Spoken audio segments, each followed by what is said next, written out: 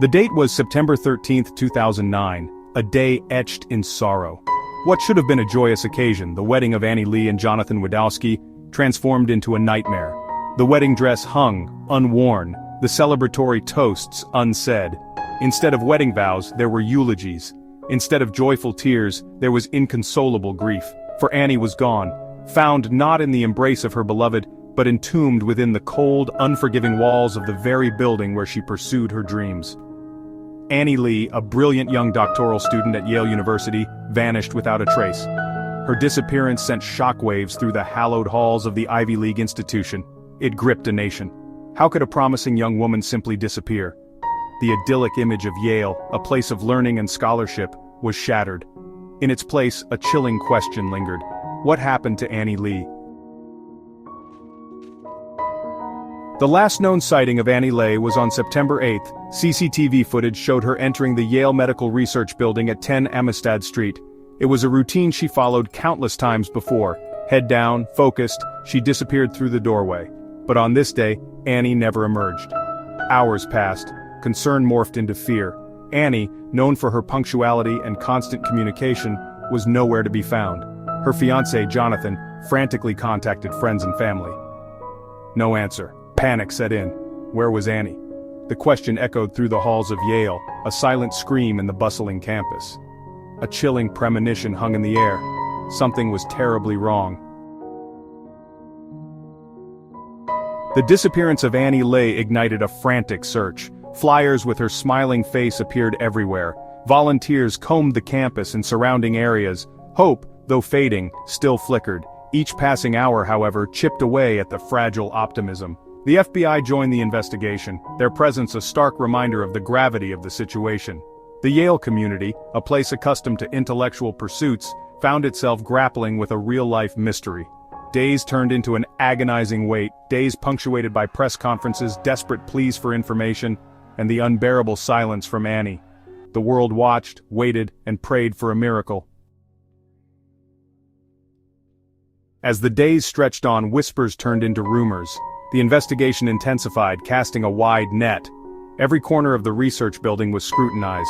Security footage was analyzed frame by frame, and slowly a suspect emerged from the shadows. Raymond Clark III, a lab technician working in the same building as Annie, became a person of interest.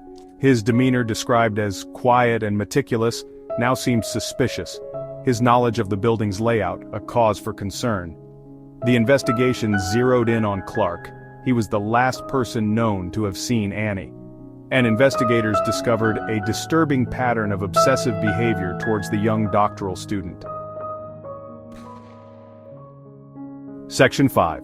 A Gruesome Discovery. 5 agonizing days after Annie Lee vanished, the unthinkable happened.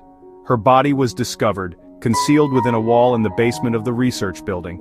It was her wedding day. The news sent shockwaves through the Yale community and beyond.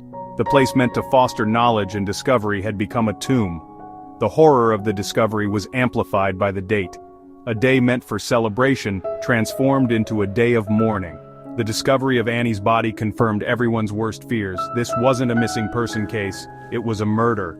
And Raymond Clark, the quiet lab technician, was the prime suspect. Section 6. The weight of evidence. The evidence against Raymond Clark was overwhelming. Annie's blood was found on his work shoes. His DNA matched samples found on her body. Scratches on his arms suggested a struggle. Confronted with the mounting evidence, Clark cracked. He confessed to killing Annie Lee. His motive, however, remained murky. Some speculated it was an attempted sexual assault gone wrong. Others pointed to Clark's obsessive behavior and strict adherence to lab rules, suggesting a confrontation over a minor infraction. The confession, while providing some answers, did little to soothe the pain. The why remained a haunting question, a chilling reminder of the darkness that lurked beneath the surface. Section 7. Justice, not vengeance. In March 2011, Raymond Clark III stood in a courtroom, his fate in the hands of a judge. He had pleaded guilty to murder and attempted sexual assault, accepting a plea deal that spared him the death penalty. The courtroom was packed with Annie's family and friends, their grief still palpable. Her fiancé, Jonathan, his voice thick with emotion, delivered a victim impact statement, describing the gaping hole left in their lives. The judge sentenced Clark to 44 years in prison. Justice, in the eyes of the law, had been served. But for those who loved Annie, the sentence offered little solace. Their lives were forever altered, the pain of her loss a constant companion. Section 8. A Life Cut Short. Annie Lay, the brilliant scientist, the loving fiancée, the loyal friend, was more than a victim. She was a shining light extinguished too soon. Born to Vietnamese immigrants, Annie excelled in everything she did. She was a high school valedictorian, a scholarship recipient, a gifted researcher. Her work on diabetes and cancer held the promise of groundbreaking discoveries. But beyond her academic achievements, Annie was known for her infectious laughter, her unwavering optimism, and her genuine kindness.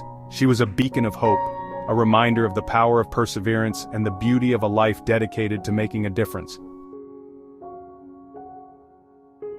Section 9. Remembering Annie. The murder of Annie Lee sent shockwaves through college campuses across America. It forced a conversation about campus safety, about the importance of mental health awareness, about the need to address even the subtlest signs of violence before they escalate. Annie's death was a tragedy, a stark reminder of the fragility of life. But it also ignited a movement. In her memory, Yale implemented enhanced security measures and counseling services. Her story became a catalyst for change, a call to action to prevent such senseless acts from happening again. Annie Lee may be gone, but her spirit lives on. She is remembered not for how she died, but for how she lived. A life filled with purpose, passion, and a thirst for knowledge. A life that, though tragically cut short, continues to inspire.